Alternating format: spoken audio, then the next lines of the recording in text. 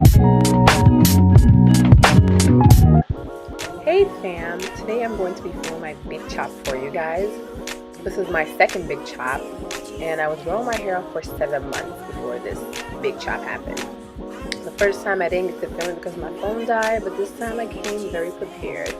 And I also wanted to show you guys how, I don't know, powerful the big chop can be instead of scary. Excuse my face, I was just being dramatic.